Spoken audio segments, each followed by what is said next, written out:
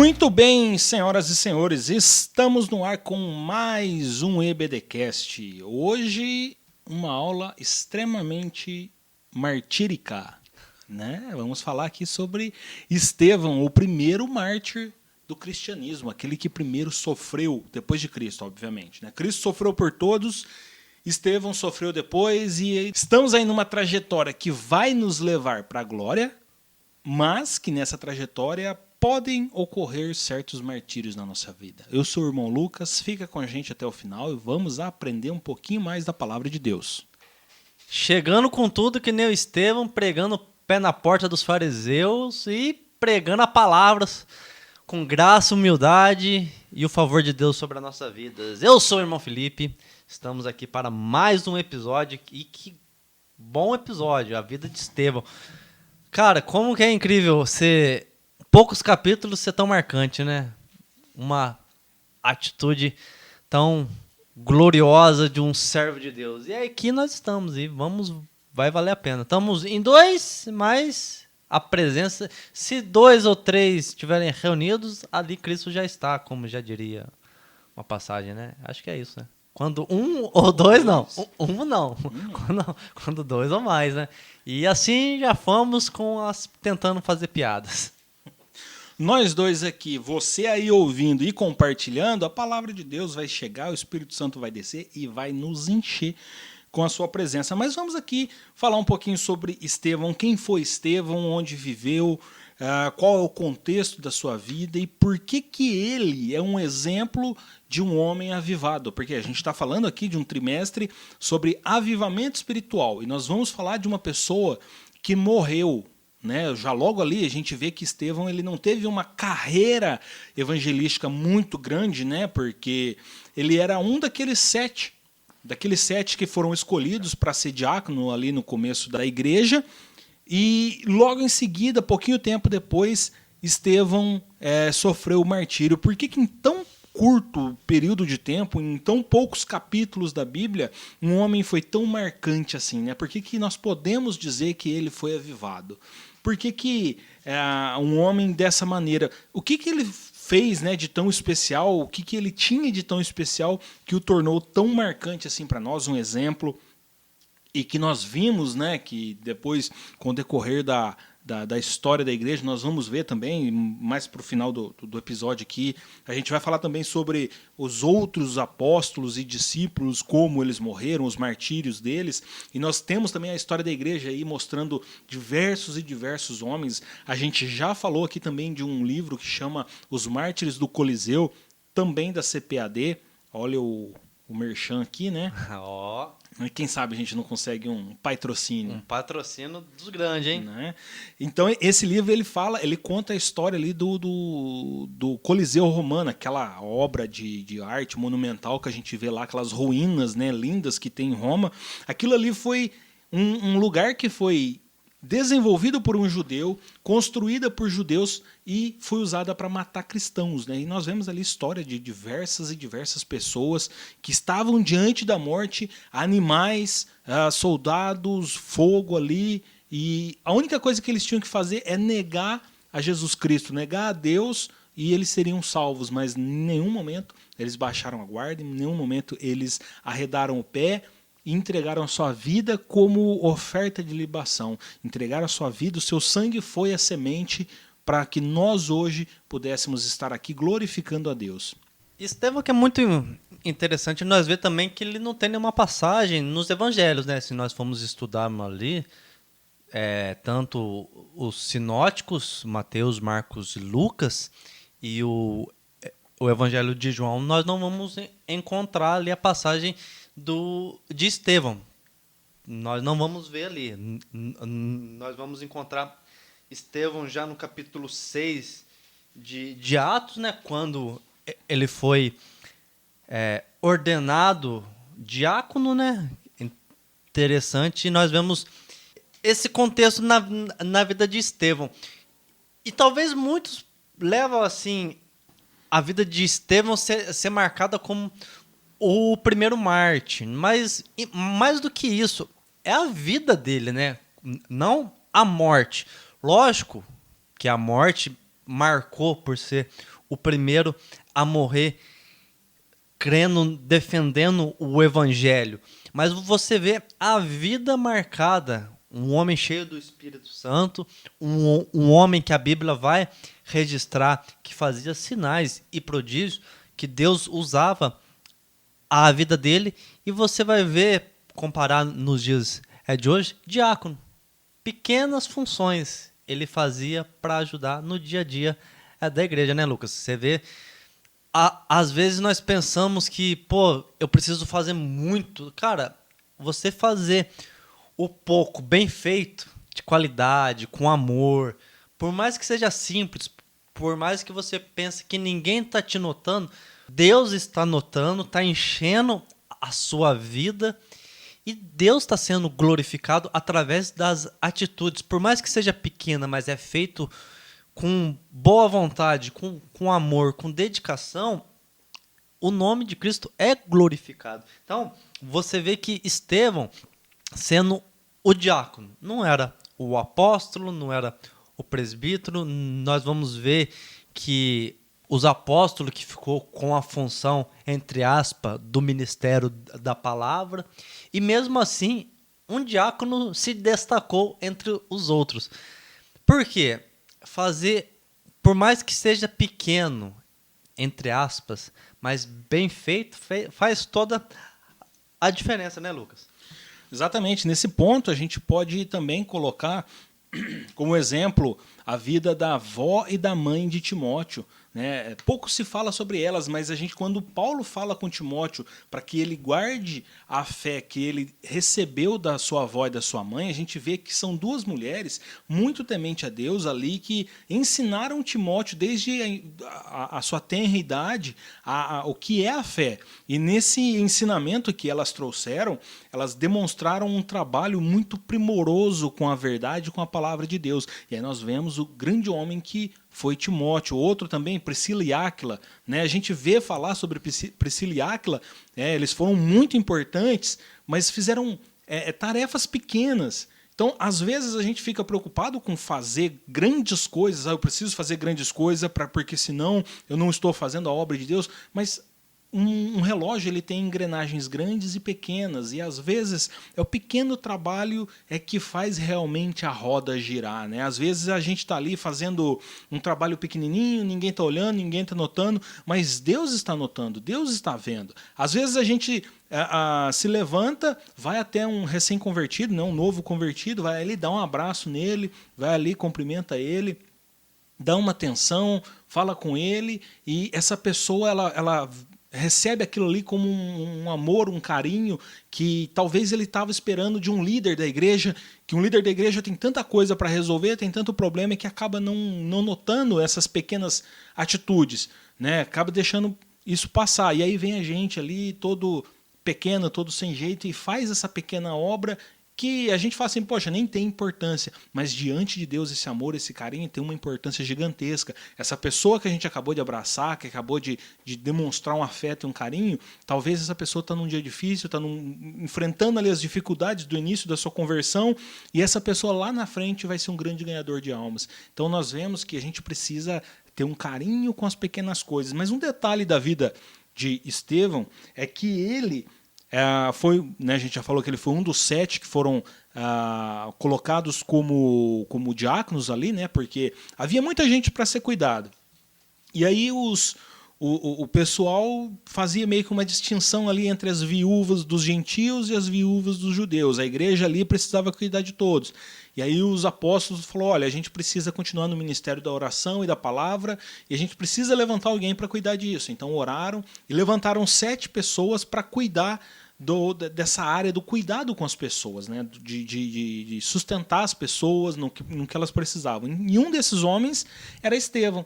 Mas o que chama atenção em Estevão é que ele era um homem cheio de fé e de poder, e que ele também fazia prodígios e grandes sinais. Né? Então ali, dentre todos, ele era um homem que tinha muito poder do Espírito Santo, ele era muito cheio do Espírito Santo, ele fazia grandes sinais, grandes maravilhas. Provavelmente ele foi ali um evangelista, ele estava caminhando, ia para lá, ia para cá, pregando a palavra de Deus e orando, e provavelmente o Espírito Santo curava através dele, e isso trouxe uma certa exposição à vida de Estevão. Então Estevão se tornou ali um grande homem por conta desse ser cheio do Espírito Santo que ele era. Sim. Vamos ver, só para trazer aqui, é muito importante também trazer esse contexto bíblico, só para deixar marcado as outras pessoas que foram ali consagrados junto com ele. Filipe, Prócoro, é um nome bem diferente, ó. Prócoro, Nicanor, Timão, Pármenas, Nicolau. Então vamos ver que Deus também levanta outras pessoas, pessoas cheias do Espírito Santo.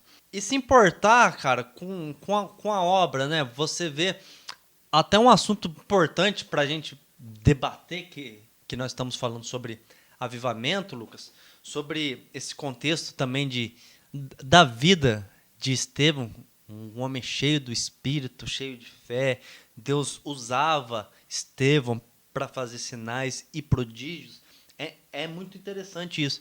E quando ele está ali discursando na tese dele, que ele foi capturado, que os judeus, vendo que o cristianismo já estava crescendo, né, os discípulos, o povo do caminho, estava crescendo, e eles vão lá se levantar, vão pegar Estevão, né? Estevão estava servindo, ele pega, eles questionam, e Estevão, cheio de espírito, de graça de Deus, começa a trazer a história de Israel, desde lá de Moisés, e vem pregando, vem ensinando, falando dos profetas, vem sobre Cristo, pregando, falando da vida de Cristo, de como que eles se levantaram contra Cristo. É muito interessante, você tem que ler ali, ó, capítulo 6 e capítulo 7 do livro de Atos, vai trazer bem a vida de Estevão e a pregação dele. E aquele povo vai se levantando com raiva, com ódio, e a gente vê, Lucas, um pouco diferente dos nossos dias, né? A gente, qualquer dificuldade que nós passamos, às vezes nós queremos abandonar a nossa fé, a igreja, parar de ir para a igreja, voltar para o mundo, e esquece de quem nos tirou das trevas para a sua maravilhosa luz de Cristo. E que, para se manter avivado, nós também devemos saber passar por dores, passar por momentos difíceis, como Estevão passou. Estevão estava passando por todas aquelas falsas acusações, e mesmo assim se permaneceu firme na sua fé, permaneceu firme na sua pregação, a ponto de morrer, a ponto de o povo pegar, espancá-lo, jogar para fora da cidade, apedrejá-lo. Então você vê na vida de Estevão a situação que ele faz, que ele tem, de mesmo passando por dificuldades, permanecer firme. Por quê? O que conta, o que eu vejo, é o final. Estevão sabia do final da vida dele, era com Cristo. Independente que no meio do caminho possa existir dores, aflições, martírios, que nem aconteceu com Estevão, mas o final é estar na presença de Cristo. Permanecer firme para estar na presença de Cristo. E nós vemos uma teologia nos nossos dias de triunfalismo, de campanha de vitória. Talvez esses apóstolos, acho que eles faltaram aos cultos da campanha de vitória. Porque cadê a vitória desse povo que morreu? Cadê a vitória de Estevão, que permaneceu firme na fé e morreu? A vitória dele foi ver os céus abertos, Cristo de pé, pronto para recebê-lo. Então, no Brasil, cara, lógico, assim, existe igrejas boas, mas nós vemos essas igrejas que acabam se destacando principalmente sobre esse triunfalismo, que você vai vencer, que você tem que vir na campanha e você vai vencer, você vai ter a sua bênção, a sua vitória, e nenhum mal vai te tocar e vai... Cara, às vezes coisas acontecem. É o que eu sempre falo.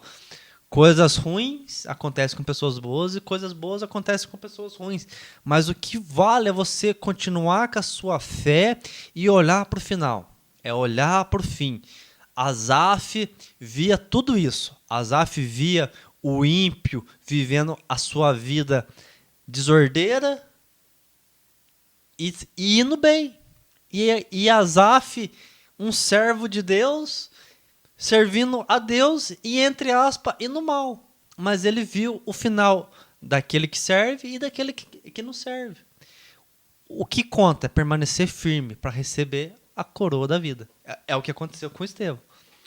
Esse modelo de evangelho, né, que não visa o céu. Né? Não importa o céu, não importa a vida de pecado da pessoa, a pessoa não precisa de uma correção, ela não precisa se sujeitar a Cristo. O que importa é ela viver bem aqui, ela tem que viver bem para mostrar para os outros que ser cristão, que estar numa igreja é uma coisa boa. Eu tenho que viver fácil. Tá vivendo errado, tá ali no pecado, tá na prostituição, tá na lascívia, tá sabe, aquela vida que não houve transformação, não houve mudança moral, ética da pessoa, o caráter da pessoa é totalmente deformado, mas não importa, a pessoa está bem financeiramente, ela tá bem de saúde, é isso que importa, é isso que vale. Não é bem isso, o evangelho não é sobre isso, a igreja de Cristo não é sobre isso. É claro que nós podemos ter benefícios na terra, podemos, não pregamos contra isso, mas o viver para Cristo às vezes nos possibilita ou nos permite viver sofrimentos, né? E nós às vezes precisamos desses sofrimentos para testemunhar a vitória de Cristo. Porque, veja bem, Estevão estava diante daqueles homens, e olha só, uma coisa que me chama a atenção é por que Estevão pegou e contou toda a história de Israel ali para aqueles homens. Eles eram doutores da lei, eles eram os conhecedores, os detentores, né, da história de Israel. Por que Estevão foi contar? Primeiro, para demonstrar que ele conhecia a história de Israel, porque eles estavam acusando ele de blasfemar contra Deus e contra Moisés. Então ele falou assim, não estou blasfemando, deixa eu mostrar para vocês como eu conheço a história de Israel, como eu sei quem foi Moisés. Primeiro ponto que eu enxergo por que Estevão foi contar a história. E segundo, a gente vê lá no Decálogo, né, nos 10 mandamentos, que um dos mandamentos é não darás falso testemunho. Agora, em Êxodo 23... capítulo 23, versículo 1 e 2 diz assim, não espalhe boatos falsos, não coopere com pessoas perversas, sendo falsa testemunha. Não se deixe levar pela maioria na prática do mal. Quando chamarem para testemunhar em um processo legal, não permita que a multidão o influencie a perverter a justiça e não incline seu testemunho em favor de uma pessoa só porque ela é pobre. Olha só, Deus já havia informado eles que o que é justiça, o que é justo tem que ser justo. Não importa se a pessoa é pobre ou rica, não importa se tem muita gente falando aquilo ou não, o que é justiça tem que ser justiça. E aqueles homens, eles fizeram um falso testemunho. Eles contrataram testemunhas falsas para dizer que Estevão estava pregando contra Moisés e contra os mandamentos de Deus. E veja bem, Estevão foi lá e falou, não, olha aqui, gente, eu conheço a história, eu sei quem foi Moisés, eu sei quem é Deus, e eu estou falando para vocês que o que a gente está pregando aqui não é nada contra aquilo.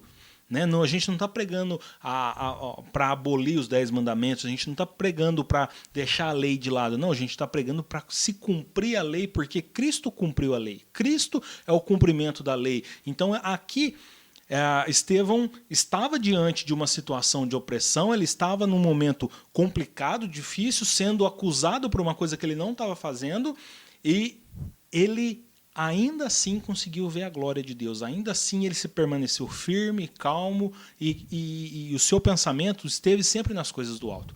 Tanto que as pessoas olharam para ele e viram a face de um anjo, né? Viram que ele estava como uma face de um anjo, ou seja, ele estava sereno diante daquela situação. Óbvio que eu não sei como é a face de um anjo, mas eu tenho esse sentimento de que ele estava sereno diante dessa situação. Então ele olha para os céus e diz, eis que vejo os céus abertos. Né? Olha que coisa maravilhosa. Sendo acusado, sendo ali falsamente, né, acusado, sendo colocado numa situação que ele corria o risco da sua vida, ainda assim ele se manteve firme, não teve ali, olha, vamos vencer, porque eu vou vencer aqui esse povo aqui, vou ganhar bastante dinheiro, vou ter uma casa na praia, vou ter um castelão. Não, nada disso. Para ele, o que importava é fazer a obra de Deus. Para ele, assim como a gente falou, né, na aula passada de Pedro, né, diante desses mesmos homens, disse: o que me importa é obedecer a Deus ou aos homens? O que Deus quer que eu faça? Né? Essa é a verdade.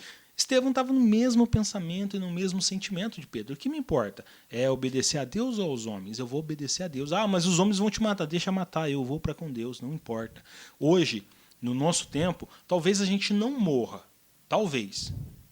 Pelo menos não por enquanto. Porque vai haver um momento que nós vamos morrer sim, por amor ao Evangelho. Isso está lá em Mateus 24, Jesus já fala sobre isso, que haverá um tempo em que nós seremos presos, perseguidos e mortos por amor ao Evangelho. Então, não dá para fugir disso em algum momento. Mas hoje, em 2023, aqui, a gente não é morto por pregar o Evangelho, por tentar viver o Evangelho. Mas nós somos, de alguma forma, mal vistos diante de algumas pessoas da sociedade. Nós somos, de alguma forma, colocados como ultrapassados, retrógrados, como pessoas ignorantes, como pessoas chatas, como pessoas ruins, muitas das vezes. Porque vocês não entendem de amor, porque amor não é isso que vocês pregam. Não. O amor que nós pregamos é o amor de Cristo. E talvez por isso nós sofremos algumas perseguições, sim. E o que nós vamos fazer? Nós vamos falar, olha, o que eu estou vivendo não é o Evangelho, porque eu estou sofrendo. O Evangelho não é sofrimento. Não, o Evangelho, parte do Evangelho é sofrer. Mas parte do Evangelho é encontrar graça em Cristo, é encontrar favor e misericórdia em Deus. Eu posso sofrer aqui externamente e ter todos os conflitos externamente, mas internamente tenho paz com Deus. Então, nisso nós vemos que no testemunho de Estevão, ele, diante daquela fúria, né, dos seus acusadores e todas aquelas falsas testemunhas, ele se manteve firme, se manteve ali, fiel àquilo que ele acreditava e que ele pregava como verdade. E diante disso tudo, ainda resplandecendo a glória de Deus diante daqueles homens, vendo os céus abertos, esses homens pegam o Estevão e o levam para fora da cidade ali e o apedrejam. Nesse momento já é o comecinho ali da história de Saulo, né? E a gente vê que Saulo, ele meio que concorda, beleza, taca a pedra no Estevão aí. Então nós vemos que ainda ali, né, diante de toda essa situação, eles ainda deram uma chance para ele, olha, e aí? Não, eu continuo aqui, firme nas promessas do meu Salvador, firme, eles tacam pedra, matam ele ali. E nós vemos que Estevão foi para a glória, glorificou o nome de Cristo através da sua morte. Nós vemos a fé e a esperança que ele tinha, porque se ele tivesse dúvida em algum momento, ele poderia pelo menos pensar, né, Fê? Talvez ele poderia duvidar por algum momento, falar assim, mas será? E se eu só dar uma negadinha aqui, só para poder continuar pregando o evangelho, o que será? Né?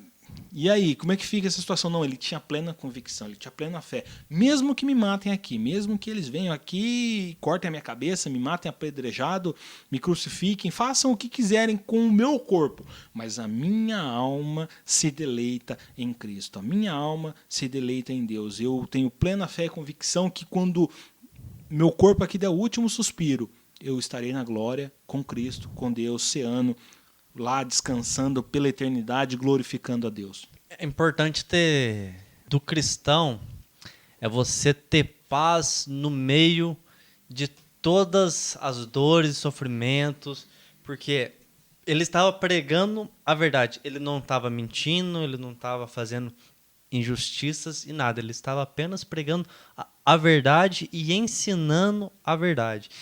E aquele povo se revolta, se levanta contra ele, e mesmo assim ele permanece firme, sereno.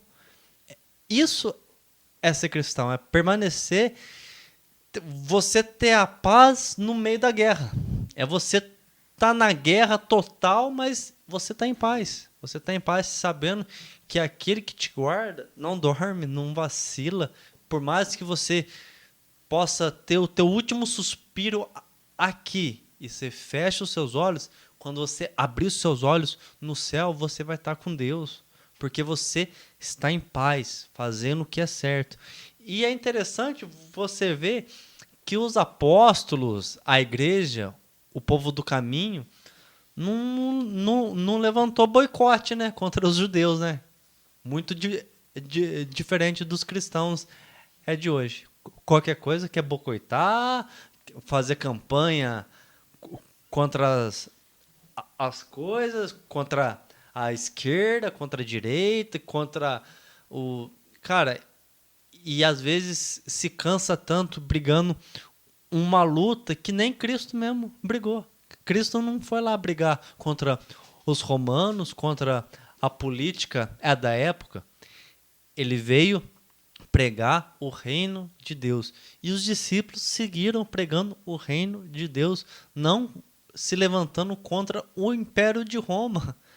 Isso mesmo assim, os romanos, os fariseus, levantando toda calúnia, injustiça contra, eles continuaram pregando o reino. E você vê que mesmo diante de todas as situações, ainda Estevão realmente perdoou.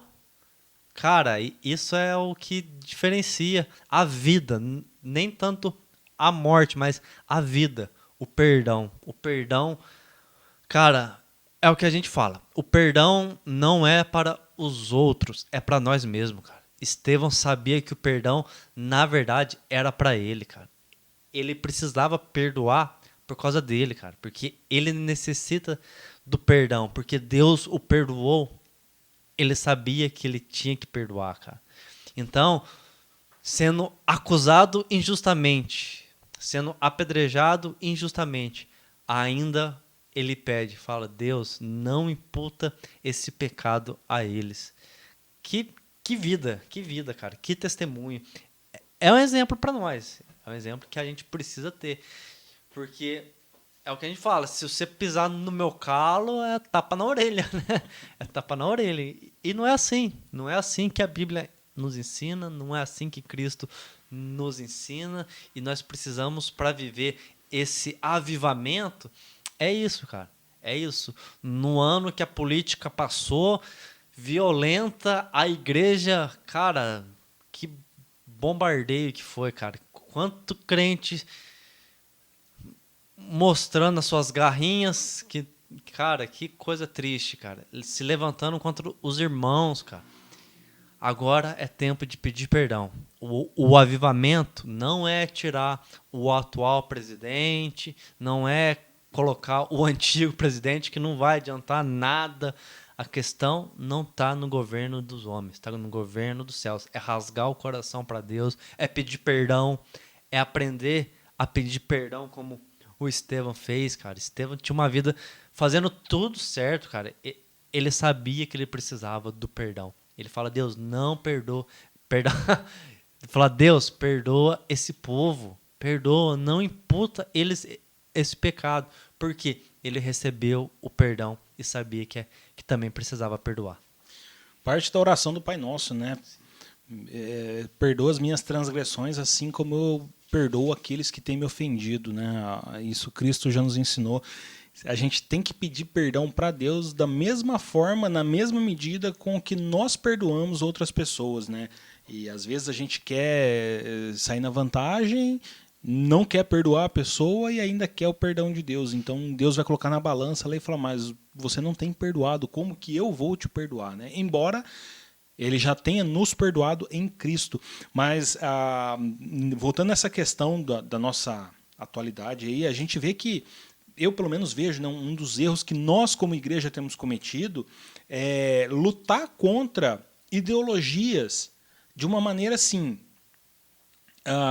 a gente acredita, nós temos a Bíblia como nosso manual de regra, de fé e tudo mais, né? A palavra de Deus que nos rege, que nos garante a vitória em Cristo, onde nós aprendemos a vontade de Deus e tudo mais. E existem coisas que são pecado diante de Deus. Deus determinou que aquilo é pecado e não tem o que o homem fazer que vai dizer, não é pecado, né? A palavra de Deus, ela não muda. E só que isso está para nós que aceitamos a Cristo, isso está para nós que já entendemos a salvação que há na vida, na morte, na ressurreição de Cristo. Aqueles que ainda não foram tocados pela graça de Deus não conseguem compreender isso. E às vezes nós atacamos o pecado deles e queremos que eles vivam como nós vivemos. Só que eles estão caídos no pecado ainda. Não houve uma transformação. Então essa regra não vai pegar eles, né? Essa atitude nossa não vai fazer com que eles entendam o seu estado de pecado. Então o que nós temos que fazer? Nós temos que pregar o amor de Cristo. Nós temos que chegar até essas pessoas que estão caídas no pecado e falar, olha, Jesus ama você, Jesus ama a sua vida, Jesus quer te transformar, Jesus quer salvar, Jesus quer te libertar, né?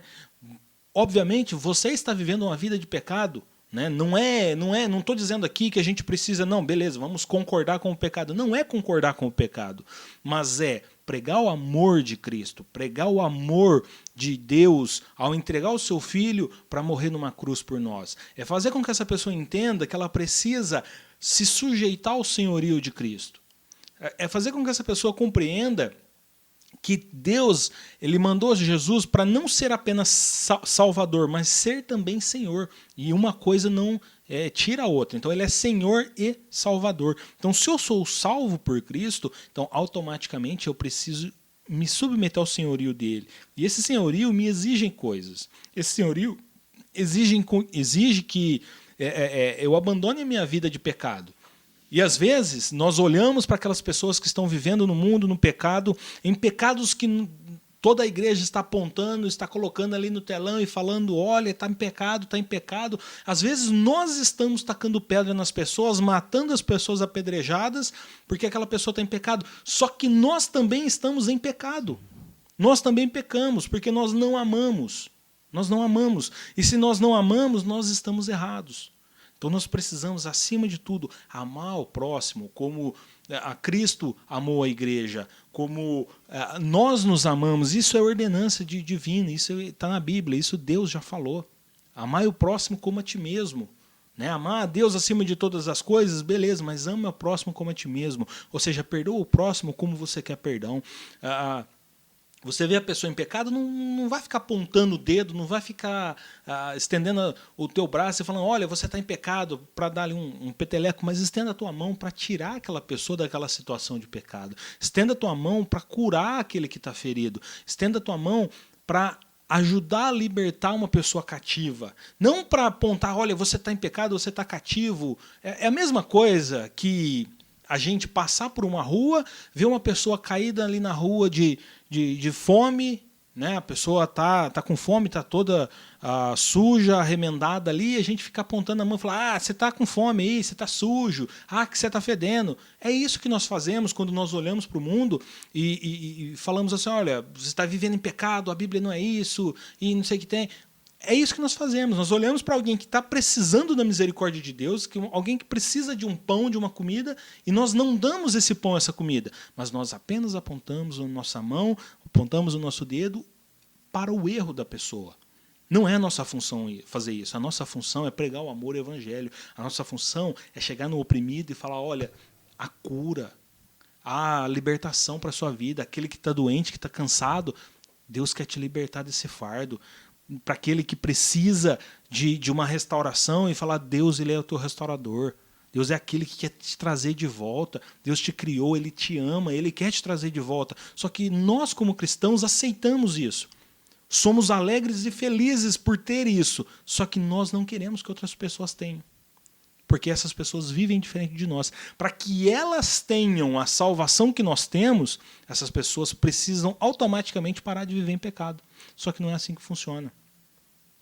Cristo, ele aceita todos da maneira como está. A pessoa vem da maneira que você está, no pecado, na sujeira, na imundície. Só não fique como você está, mude. Você precisa mudar, você precisa se transformar, você precisa deixar essa roupa suja de lado. Olha a história do filho pródigo. O filho pródigo estava lá no lamaçal, junto com os porcos, comendo ali aquela comida que os porcos comiam, aquela lavagem.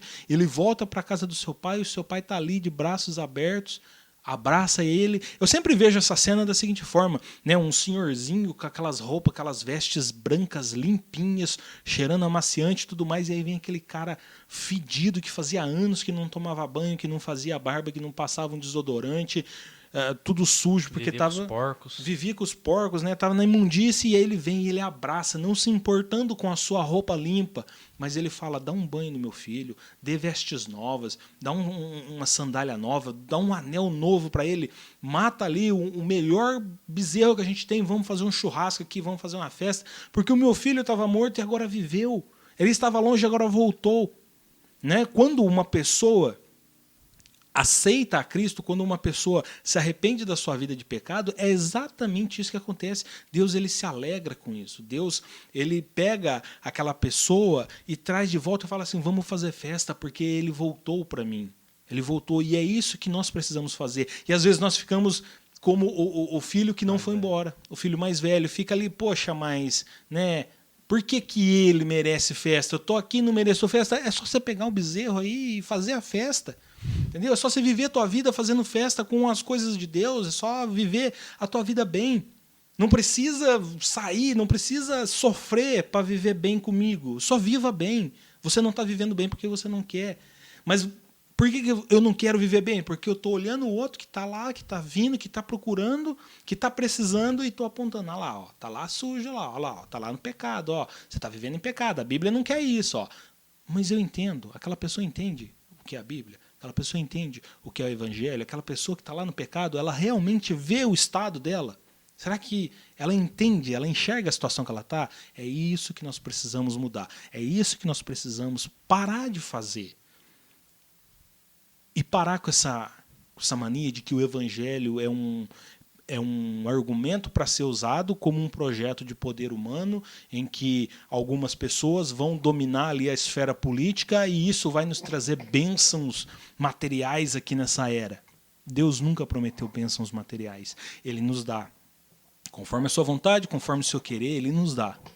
Deus abre portas onde não há porta, Deus nos dá prosperidade, Deus nos dá bênção, Deus nos dá saúde, mas da maneira como ele quer, quando ele quer, da forma como ele quer. Às vezes a gente pode passar a vida toda pedindo: Senhor, eu quero um emprego que eu ganhe melhor, Senhor, eu quero ter melhores condições, eu quero ter... E às vezes Deus não dá. Você passa a vida toda pedindo e Deus não dá. Mas talvez aquilo ali, se você tiver, você o abandona. Né? Às vezes, se você tiver ali um milhão na conta ali, aplicado, rendendo juros, você tenha 2, 3 empresas, você tenha 2, 3 casas grandes, carros, dinheiro, um monte de coisa boa que tem nessa terra, talvez você abandone Cristo. Talvez o fato de vivermos necessidades é o que nos faz ficar firmes com Cristo. Não é que vivemos com Cristo porque nós estamos passando dificuldades, mas é o fato de estar na dificuldade que nos faz ver a graça de Deus. Talvez se nós vivermos uma situação mais fácil na nossa vida, a gente não enxerga a graça de Deus. Talvez. Né? Talvez a gente só enxerga a nossa capacidade, a nossa possibilidade. Talvez a gente não enxerga aquele que é necessitado, aquele que precisa. Nós não sabemos como Deus age, como Deus trabalha. Né? Ele tem os seus caminhos, ele tem as suas formas de trabalhar. A gente só precisa parar de acreditar que as bênçãos de Deus elas serão aplicadas na nossa vida e serão vistas a partir de bens materiais e de um bom status social, de alguém que nós concordamos no governo, alguém que nós gostamos em uma posição de liderança ali, alguém que a gente considera que é o mais correto fazendo aquilo que precisa ser feito. Né? E das vezes não. Às vezes a gente precisa, olha só, Paulo, né? Paulo, grande evangelista, grande pregador, né? O maior plantador de igreja que nós temos aí, que nós tivemos, né? Mas a liderança da política da época era Nero, um dos piores imperadores que teve, né? O cara que botou fogo na cidade de Roma e ainda culpou os cristãos por isso. Né? O cara pôs fogo e falou: olha, foi os cristãos que pôs fogo, vão matar eles aí. Né? Você acha que Paulo se preocupou com quem estava na liderança ali daquela região para pregar o evangelho? Não, ele só pregou o evangelho, ele só foi e fez o que tinha que ser feito. Né? Não tinha isso. Estevão, mesma coisa.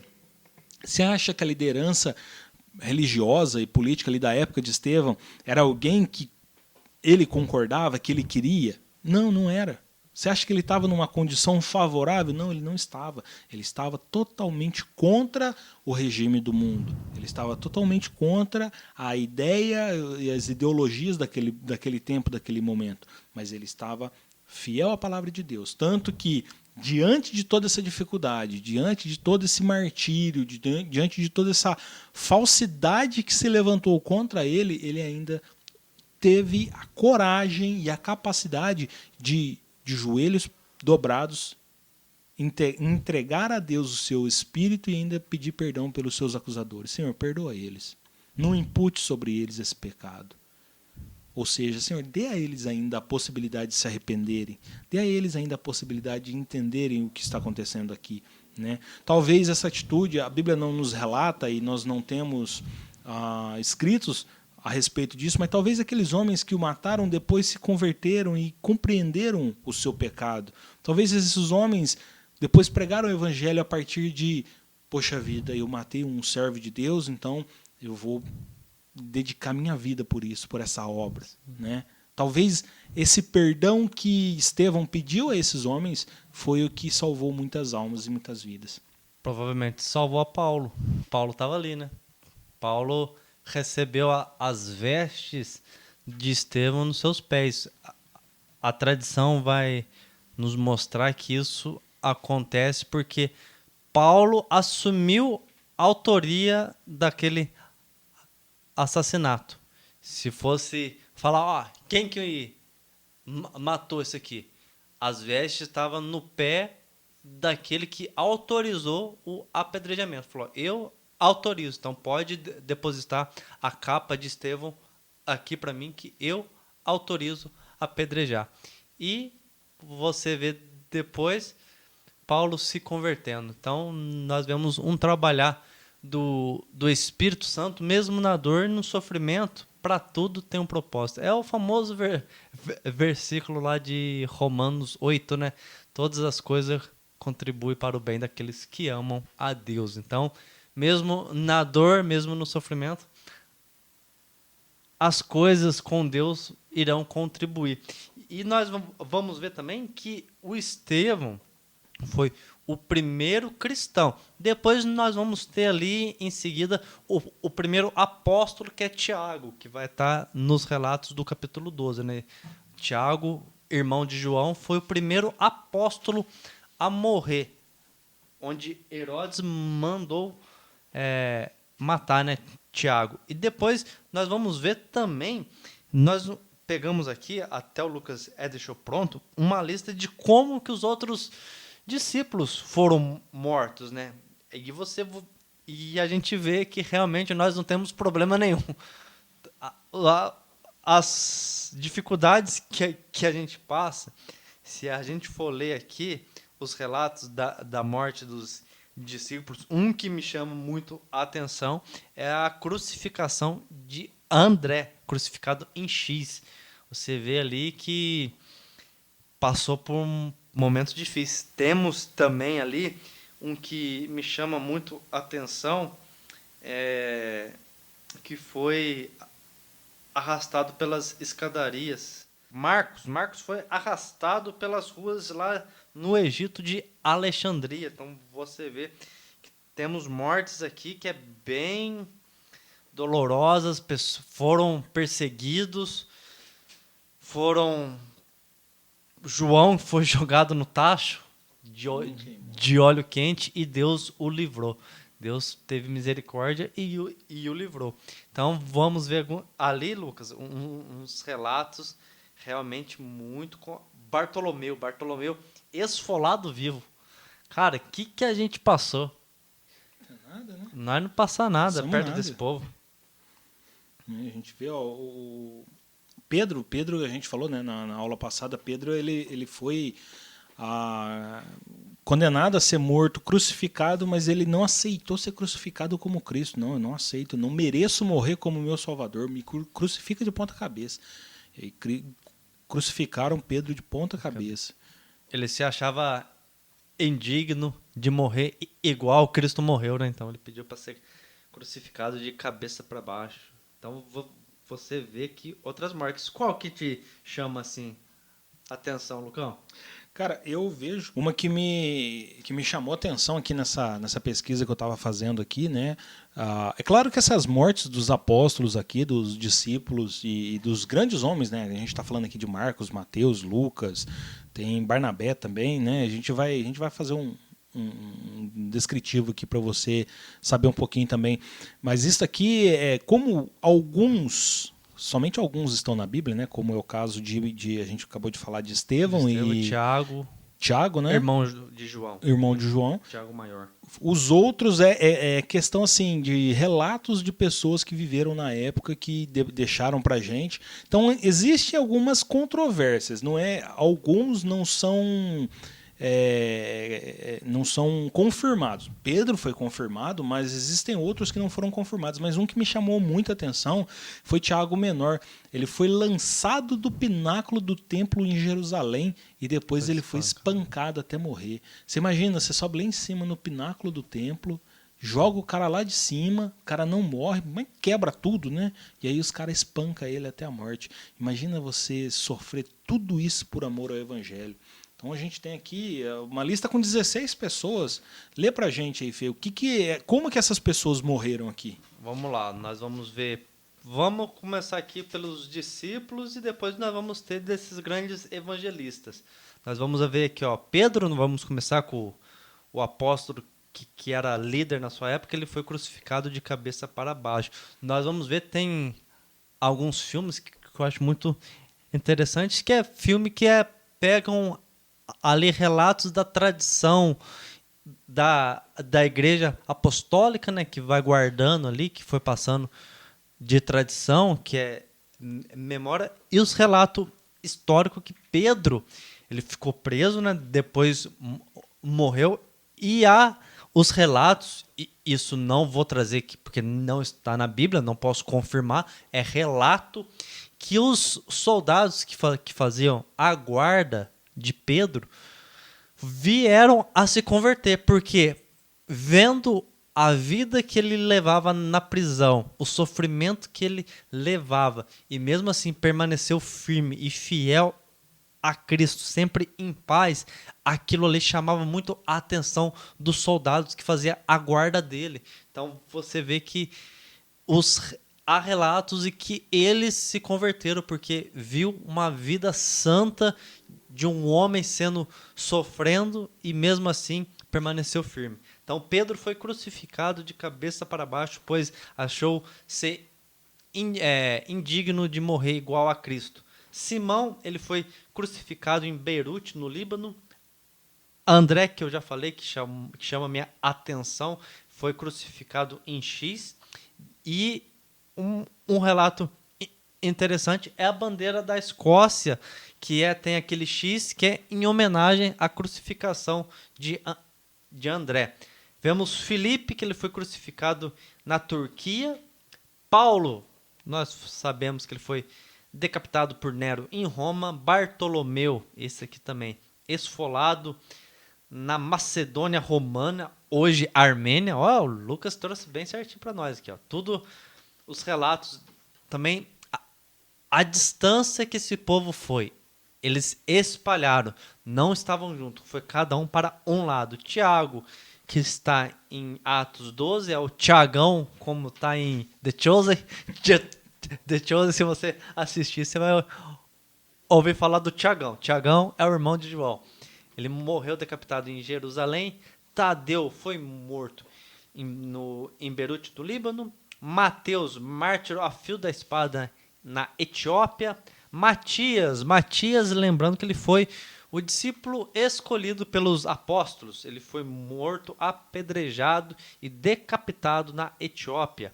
Tiago Menor, que é o que chamou a atenção de Lucas, foi morto no pináculo do templo, né, espancado em Jerusalém. João, que foi morto não há relatos da morte de João. É interessante vermos isso. O relato é que ele foi jogado no caldeirão, não morreu. Aquilo ali chamou a atenção dos soldados que foi deportado para a ilha de Patmos, mas não existe relatos da morte de como que ele realmente morreu. E Jesus ainda falou, né? Se eu quiser que esse daqui viva para sempre, o que você tem a ver com isso, Pedro? O que você tem a ver com isso? Eu quero que ele viva e pronto. A gente não está dizendo que João ainda está vivo, né? Mas não há relatos da morte dele. Alguns dizem que ele pode ser uma das testemunhas lá de Apocalipse. Alguns estudiosos dizem que ele será um das testemunhas, junto com Elias. Agora, a Bíblia não diz isso, nós não vamos afirmar isso, mas é alguns estudiosos que tragam essa teoria, uma teoria. Tomé que não acreditou no começo, ele foi morto. Lanceiros, próximo a Madras, na Índia. Olha para onde ele foi, cara. Para a Índia, cara. Foi longe. Pregar o evangelho. Aqui nós vamos já entrar nos evangelistas aqui, ó. Marcos morreu em Alexandria, no Egito, arrastado pelas ruas da cidade. Lucas foi enforcado em uma oliveira lá na Grécia. Também foi longe, pregar numa cidade que a Grécia também, ali na época, provavelmente era muito grande, principalmente pela filosofia, pelos estudos científicos. E depois aqui nós temos Barnabé. Barnabé foi apedrejado até a morte em Tessalônica, ou na Salônica, na Grécia. Então nós vemos relatos aqui que todos os discípulos foram mortos, foram mártires, né? Todos foram mártires, todos morreram pela fé, crendo no Evangelho de Cristo.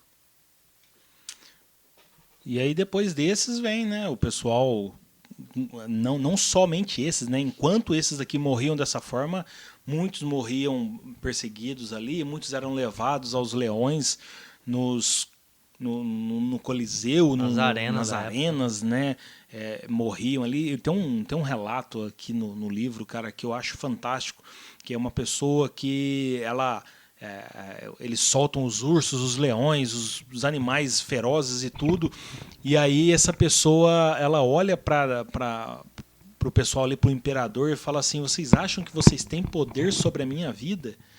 Vocês não têm poder sobre a minha vida pertence a Deus, enquanto eu não entregar a Ele, eu não serei morto. E aqueles animais se assentam e não atacam aquela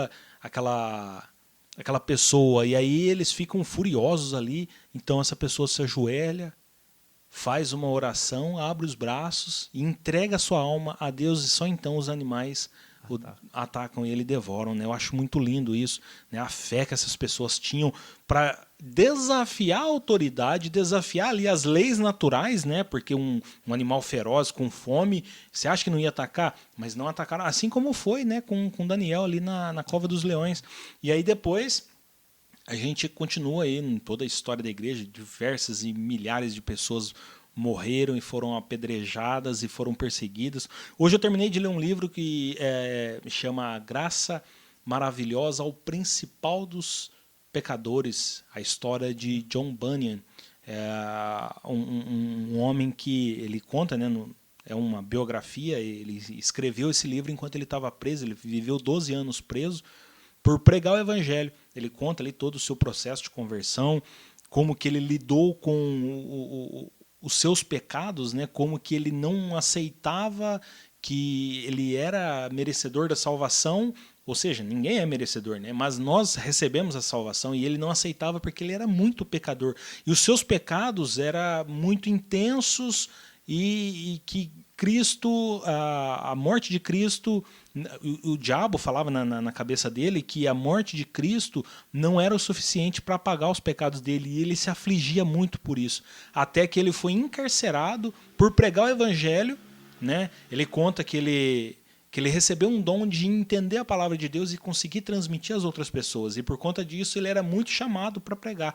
Então ele começou a pregar, e naquela época, 1680, alguma coisa, 1660, ele tinha ali o rei, se não me engano, na Inglaterra era o rei Filipe III ou I, agora não vou me recordar, mas tinha a religião estatal ali, né, que era o anglicanismo, estava começando, né, e era obrigatório todo mundo ser da religião anglicana. E ele estava pregando o protestantismo, né? Ele já dava sequência ali àquele trabalho dos reformadores, né? E por conta disso ele foi preso, ele foi encarcerado e por 12 anos aí ele começou a ver a graça de Deus e foi um processo assim. Depois ele foi solto, né? Ele foi solto e continuou pregando o evangelho aí até a sua morte. Ele participou, um pouquinho antes da sua morte, ele participou de uma reconciliação entre um pai e um filho, o que é muito lindo, né? Um pai e um filho ali precisava da sua atuação, ele foi ali e trabalhou nessa reconciliação entre eles. Na volta para casa ele tomou uma chuva, ele estava a cavalo, tomou uma chuva, pegou uma febre. Aí, olha só que interessante, ele estava com a febre e ele percebeu que a vida dele estava próxima ao fim, né? Ele já tinha 60 e tantos anos, quase 80 anos, né? E ele percebia que a sua vida estava ao fim, que ele não ia aguentar aquela febre. Então, num período de algumas semanas, ele escreveu 6 livros. Ele precisava escrever aqueles livros para deixar eles prontos para partir. Quando ele terminou de escrever o último livro, então ele foi recolhido para a glória, está lá com Deus e... Fora esse, né, vários outros aí que têm morrido, que têm sofrido. Nós vemos em 2011, tiveram aqueles homens lá na... Estado Islâmico, né? Estado Islâmico, morreram decapitados por não negar... Boko Haram na Nigéria. Isso, né? Quantos outros, né? Até essa semana a gente fez uma postagem aí no nosso Instagram aí a respeito do Portas Abertas, do mapa aí, né? Todo ano eles fazem esse mapa com os 50 países que mais perseguem cristãos, né? Eles têm ali uma lista que eles vão acompanhando e tudo mais. E nós aqui no Ocidente, aqui na América do Sul, nós temos a Colômbia aqui, que está na lista, cara. Né? Aqui do nosso lado, aqui, e às vezes aqui a gente está tão tranquilo, tão bem, né? E quantos irmãos sofrendo aí por conta do amor ao Evangelho, por conta do amor a Cristo, e não negam.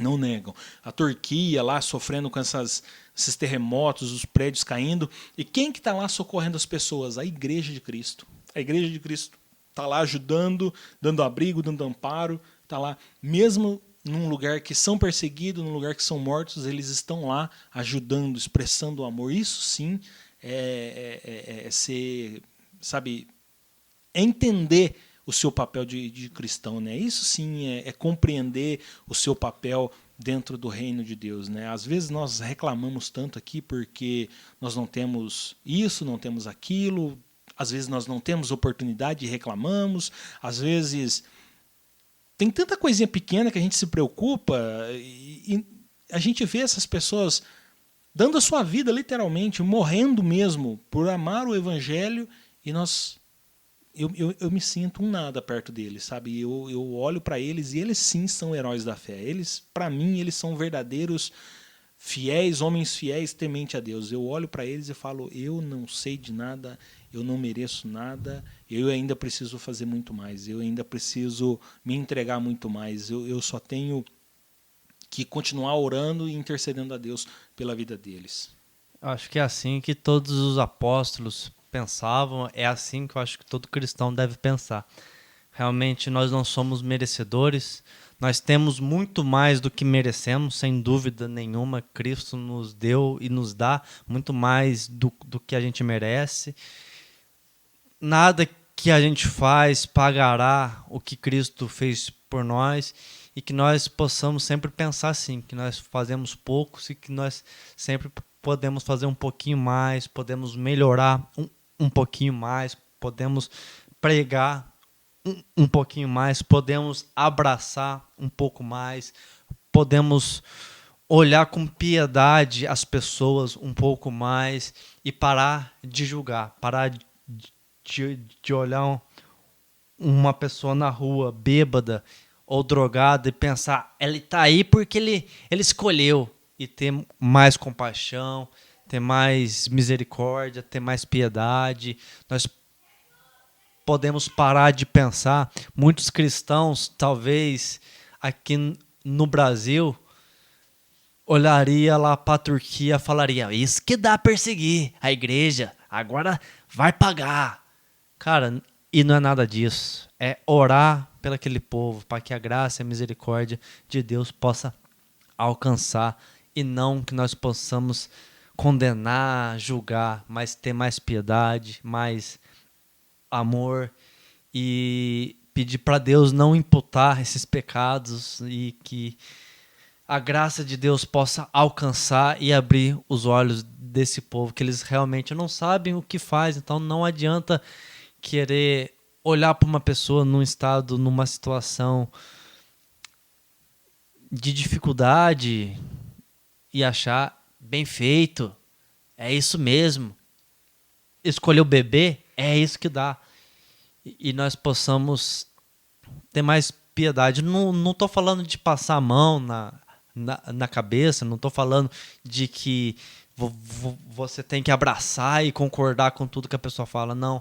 Mas só estou falando que nós devemos parar um pouco de condenar um pouco mais e de amar e ser mais cristão sem julgar e ser verdadeiramente cristão, independente de qualquer situação, quem esteja no governo, se é tempo favorável ou não. Como Paulo falou para Timóteo, pregue o evangelho a tempo e fora de tempo. É isso que a gente tem que fazer. É pregar o evangelho a tempo e fora de tempo. Sendo perseguido ou não sendo perseguido. Estando tudo bem ou não estando tudo bem. É continuar pregando o evangelho. É isso, meus irmãos. Chegamos ao fim desse episódio. Confesso que saiu bem diferente do que a gente havia planejado, né? Acho que Deus tem falado bastante com a gente. Eu estou aqui um pouco, como é que eu posso dizer, esperançoso de que essa obra de Cristo continue agindo na nossa vida e nos transformando para que nós venhamos compreender realmente o que é o Evangelho. Às vezes eu critico, às vezes eu falo muito